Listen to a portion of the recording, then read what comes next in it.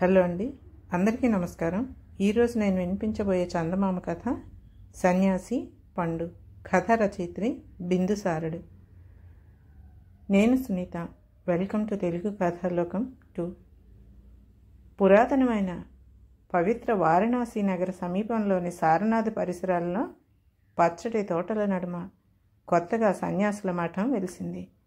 ఆ ఆశ్రమాన్ని కపిలవస్తు రాజకుమారుడు గౌతముడు స్థాపించాడని తెలిసి ఆ చుట్టుపక్కల గ్రామ ప్రజలు ఆశ్చర్యపోయారు. గౌతముడిని ఇప్పుడు ఆయన శిష్యులు భక్తితో గౌతమ బుద్ధుడు అని పిలుస్తున్నారు. బుద్ధుడు ఆయన శిష్యులు కఠినమైన సన్యాస జీవితాన్ని గడిపేవారు. ప్రాతకాల ధ్యానం పూర్తి కాగానే కొందరు శిష్యులు చుట్టుప్రక్కల గ్రామాలకేసి బయలుదేరేవారు. వాళ్ళు తమను భిక్షువులుగా చెప్పుకునేవారు. ఒక్కొక్క ఇంటి ముందు ఆ ఇంటి గృహస్థు చూపులు తమ మీద పడే వరకు నిలబడేవారు. భిక్షువు చేతిలోని భిక్షాపాత్ర చూసి ఆయన భిక్షకు వచ్చాడన్న విషయం సూచించేది. గృహస్థులు సాధారణంగా తమకున్న దానిని భిక్షాపాత్రలో వేసేవారు. కొందరు గృహస్థులు లేదని చేయి ఊపితే మౌనంగా అక్కడి నుంచి పక్కింటి ముందుకు వెళ్ళేవారు. కాశీనగర వాసులు, పరిసర గ్రామ ప్రజలు అప్పుడప్పుడు ఉత్సాహం కొద్దీ ఆశ్రమానికి వచ్చేవారు. ఆశ్రమంలో గురువుగా ఉన్న గౌతమ బుద్ధుడిని చూసి సంభ్రమాశ్చర్యాలకు లోనయ్యేవారు. ఆయన తన శిష్యులకు క్లిష్టమైన తాత్వికమైన విషయాలను విశదంగా విపులీకరించేవాడు. శిష్యులు అడిగే ప్రశ్నలకు సూటిగా సమాధానాలు చెప్పేవాడు. శిష్యుల మీద అపరిమితమైన ప్రేమతో, ప్రశాంత వదనంతో ఆయన పలికే వినిర్మలమైన ప్రతి పలుకు వినేవారికి వింత అనుభూతిని కలిగించేది. ప్రజలు ఆ అద్భుత దృశ్యాన్ని చూస్తూ గంటల కొద్దీ అలాగే నిలబడిపోయేవారు. సారనాథ్ సమీపంలోనే ధనికుడైన ఒక వడ్డీ వ్యాపారి ఉండేవాడు. అతను ఎప్పుడూ కానీ బుద్ధ విహారానికి వెళ్ళలేదు. అయితే బుద్ధుడి పట్ల ఒక విధమైన విరక్తిని, పగను పెంచుకున్నాడు.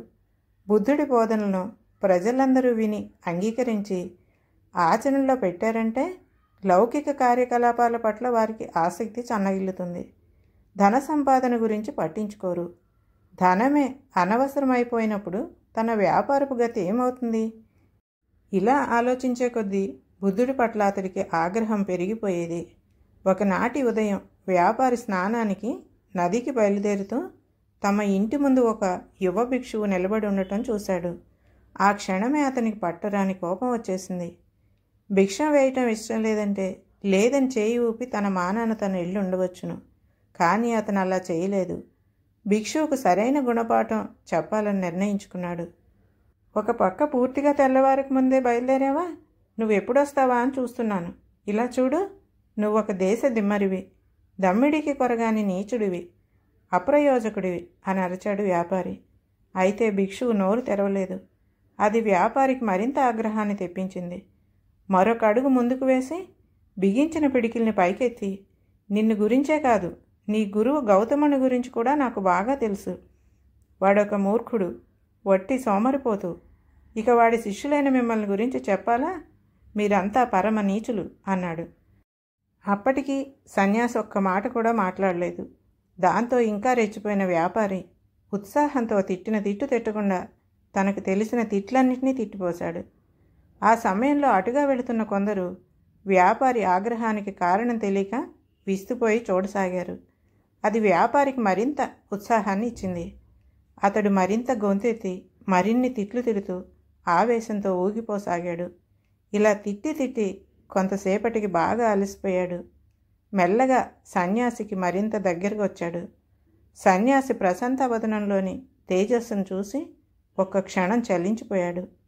ఇంతసేపు తాను నానా దుర్భాషలాడినప్పటికీ ఆ సన్యాసి ఒక్క మాట కూడా మాట్లాడలేదన్న సంగతి, తను చూపిన అకారణ ఆగ్రహానికి లవలేశం కూడా ఆయన మోములో చలనం కనిపించలేదన్న విషయము వ్యాపారికి తెలియవచ్చింది. అప్పటికీ కోపం తగ్గని వ్యాపారి, ఎందుకలా మౌనంగా ఉన్నావు? మోగవాడివి కావు కదా, సమాధానం చెప్పని గద్దించాడు. సన్యాసి మందహాసం చేస్తూ తన జోలె నుంచి ఒక పండును తీసి వ్యాపారికి చూపిస్తూ, మిత్రమా, ఇప్పుడు ఈ పండును నేను నీకు ఇస్తాననుకో, నువ్వు తీసుకోవడానికి నిరాకరించినట్లయితే అది ఎక్కడికి పోతుంది అని అడిగాడు. ఎక్కడికి పోతుందా? ఏంటా ప్రశ్న?